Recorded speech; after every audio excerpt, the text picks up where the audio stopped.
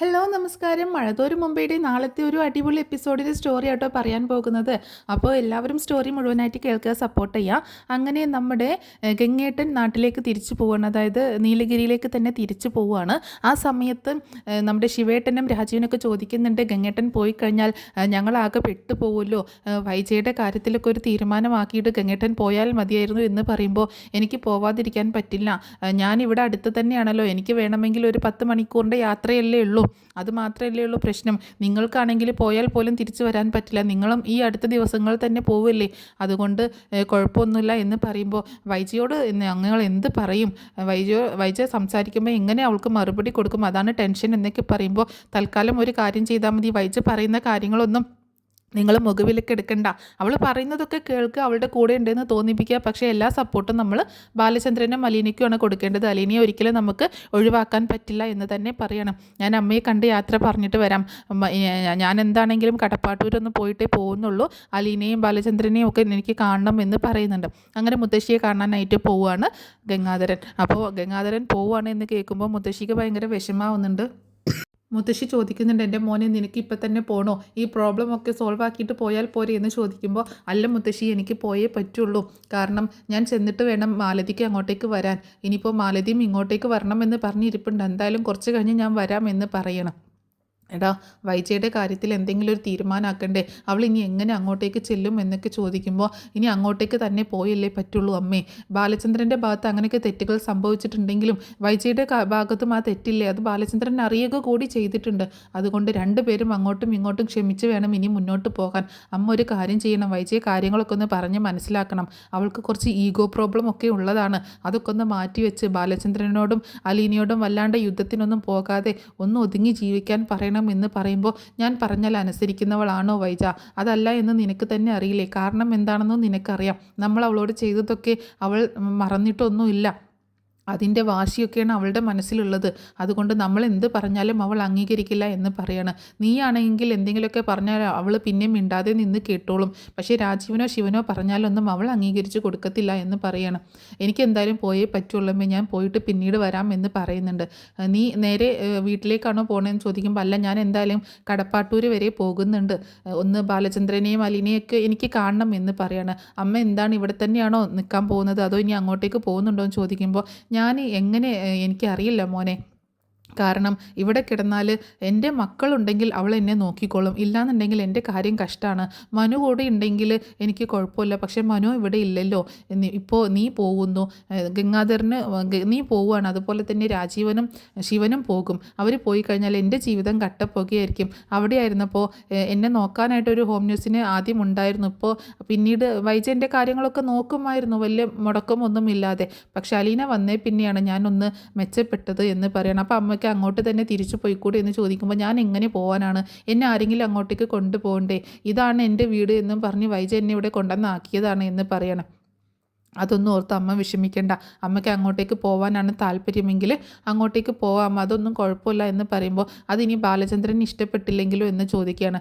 ബാലചന്ദ്രന് ഒരു ഇഷ്ടക്കേടോ ഒന്നും ഉണ്ടാവത്തില്ല, ആ മനു എന്നോട് പറഞ്ഞായിരുന്നു ബാലചന്ദ്രനോട് സംസാരിക്കാമെന്ന് എന്ന് പറയുന്നുണ്ട് മുത്തശ്ശി.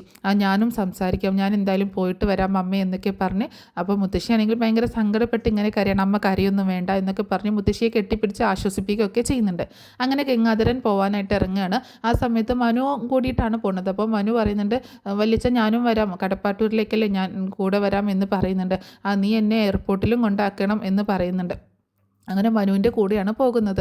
ആ സമയത്ത് അതുപോലെ ശിവനും രാജീവൊക്കെ യാത്ര അയക്കുന്നുണ്ട്. അങ്ങനെ അവർ പോവുകയാണ്, അങ്ങനെ കടപ്പാട്ടൂരിലേക്ക് പോവുകയാണ് ഗംഗാധരനും അതുപോലെ മനുവും. അങ്ങനെ പോകുന്ന വഴി കാറിലിരുന്ന് അവർ സംസാരിക്കുന്നുണ്ട്, ഈ കാര്യങ്ങളൊക്കെ സംസാരിക്കുകയാണ്. ഇനി എന്താണ് വല്യച്ഛൻ്റെ പ്ലാൻ എന്താണ്, ഇനി എങ്ങനെയാണ് ഇവരെ ഒന്ന് ഒന്നിപ്പിക്കുക എന്നൊക്കെ ചോദിക്കുമ്പോൾ, ബാലചന്ദ്രനോട് ഞാനൊന്ന് സംസാരിക്കട്ടെ, അയാളെ ഒന്ന് മയപ്പെടുത്തി എടുക്കുകയാണ് ആദ്യം വേണ്ടത്.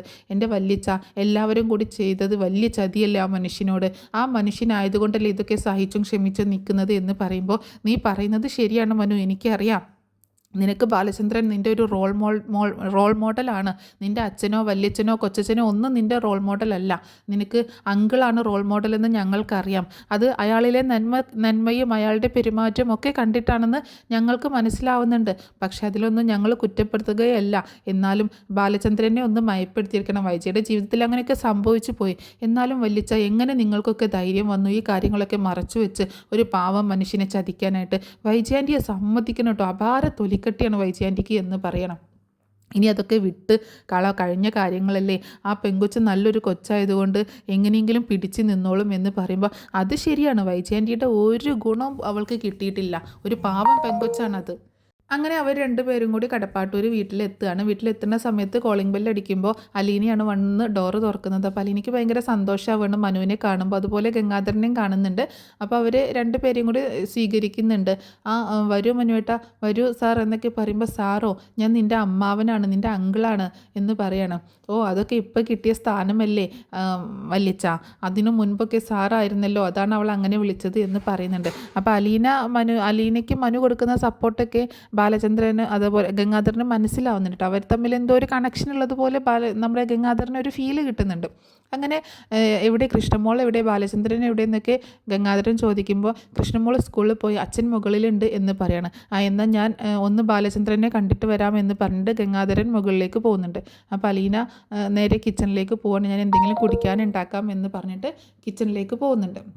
അപ്പോൾ കൂടെ മനുവും ചെല്ലുന്നുണ്ട്. അപ്പോൾ ആ സമയത്ത് മനുവിനോട് അലീന ചോദിക്കുന്നുണ്ട്, ഓ മനുവേട്ടനെ ഇങ്ങോട്ട് കണ്ടിട്ട് കുറച്ച് നാളായല്ലോ, ഇവിടേക്കൊന്നും വരാറില്ലല്ലോ ഇപ്പോൾ എന്ന് ചോദിക്കുമ്പോൾ, എന്നെ കാണാൻ കാത്തിരിക്കുകയായിരുന്നോ എന്ന് ചോദിക്കുകയാണ്. എന്നെ കാണാൻ മിസ് ചെയ്തിട്ടുണ്ടോ എന്നൊക്കെ ചോദിക്കുമ്പോൾ അലീനയ്ക്ക് ഒരു നാണം വരുന്നുണ്ട് കേട്ടോ പെട്ടെന്ന്. അപ്പോൾ അലീന തല താഴ്ത്തുന്നുണ്ട്. അങ്ങനെയല്ല, മനുവേട്ടൻ വന്നിട്ട് കുറച്ച് ദിവസമായില്ലേ എന്ന് പറയാണ്.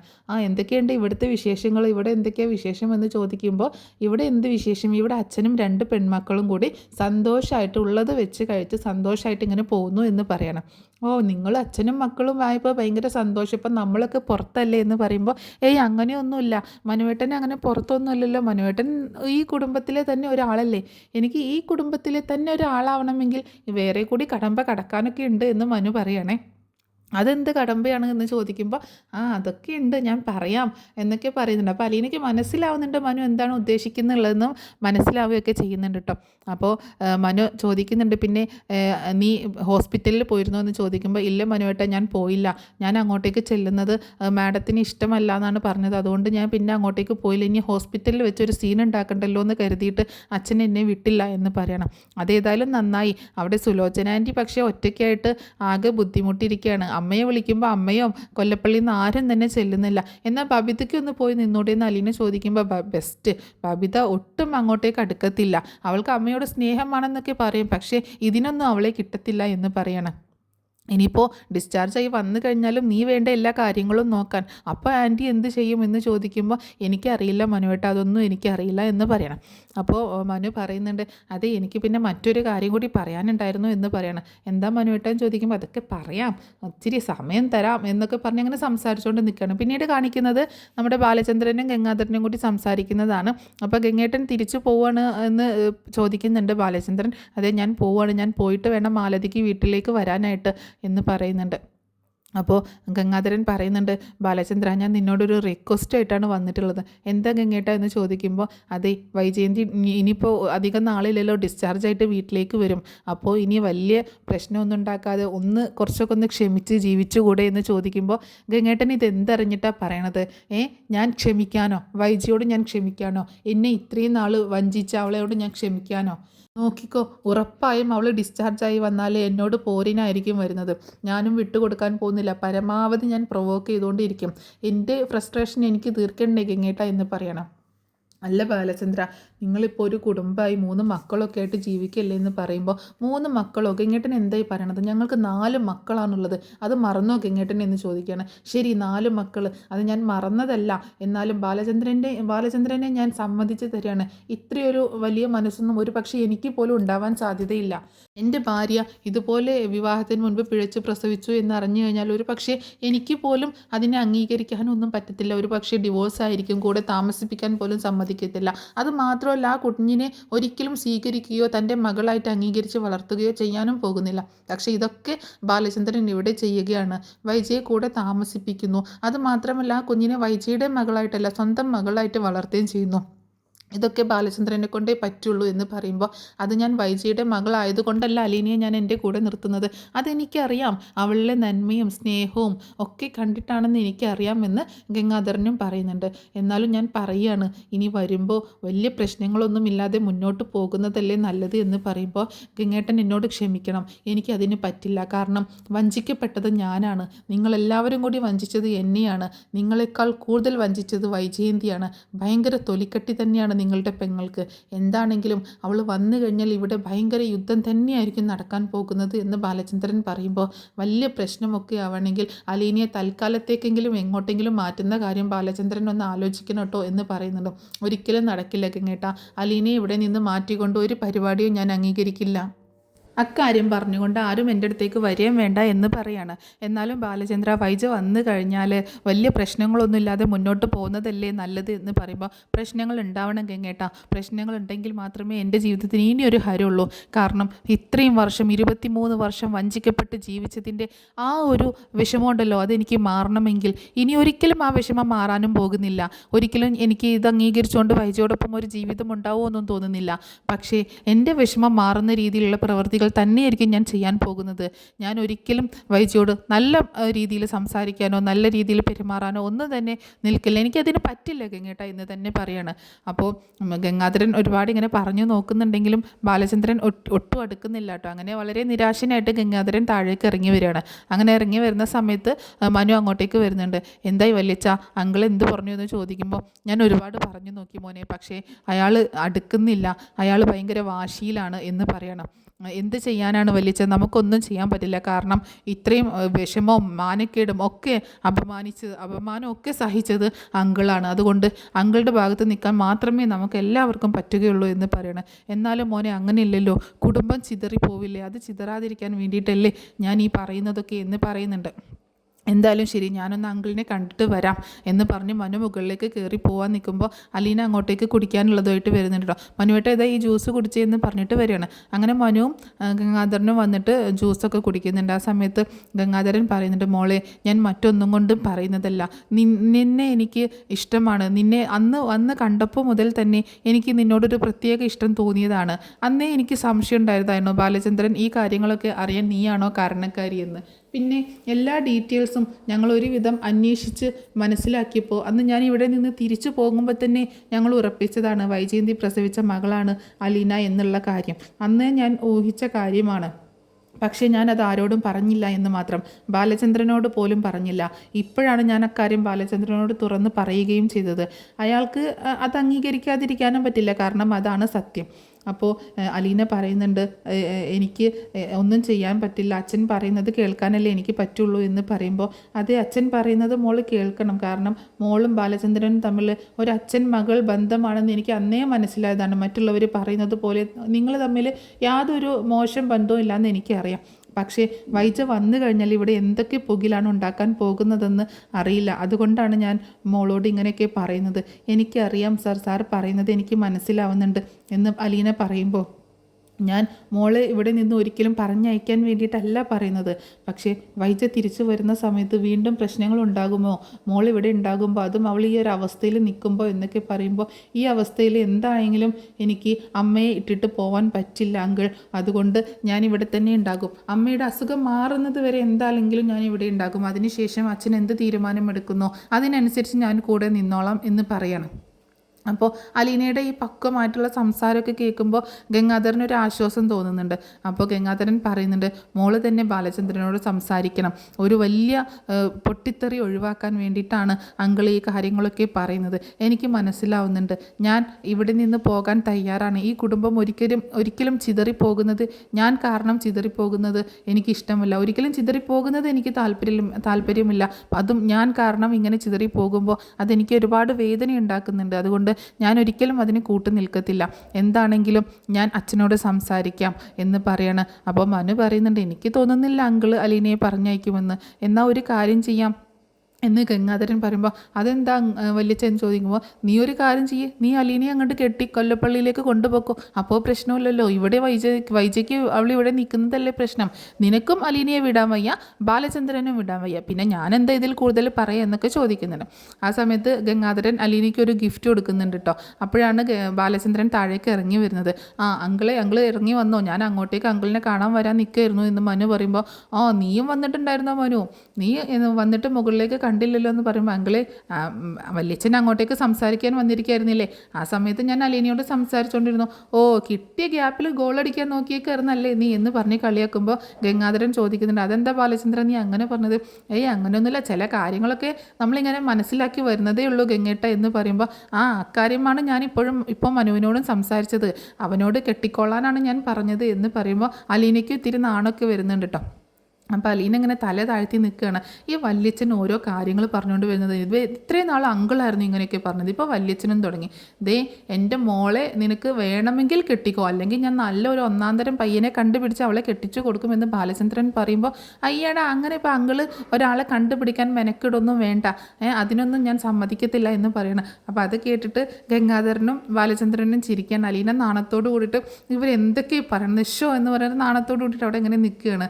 ഈ അച്ഛൻ ഒരു കാര്യം എന്ന് പറയുമ്പോൾ എന്തേടി എൻ്റെ മോൾക്ക് നാണം വന്നോ, നിന്നെ കെട്ടിച്ചു വിടുന്ന കാര്യമാണ് പറയുന്നത് എന്ന് പറയുമ്പോൾ അലീന ഒന്ന് പോയ അച്ഛാ എന്ന് പറഞ്ഞിട്ട് കിച്ചണിലേക്ക് പോവുകയാണ്. ആ സമയത്ത് മനു പറയുന്നുണ്ട് അങ്കിളെ എന്നാൽ ഞങ്ങൾ പൊക്കോട്ടെ, ഞങ്ങൾ ഹോസ്പിറ്റലിൽ കൂടി ഒന്ന് കയറിയിട്ടാണ് പോകുന്നത്, അതുകൊണ്ട് ഇനിയിപ്പോൾ അവിടെ ആൻറ്റിയെ കൂടി ഒന്ന് അങ്കിളിന് വല്യച്ഛനെ കാണണമെന്ന് പറഞ്ഞു, അതും കൂടി കഴിഞ്ഞിട്ടാണ് ഞങ്ങൾ തിരിച്ചു പോകുന്നത്, അപ്പോൾ ഇനി സമയം വൈകും എന്ന് പറയണം.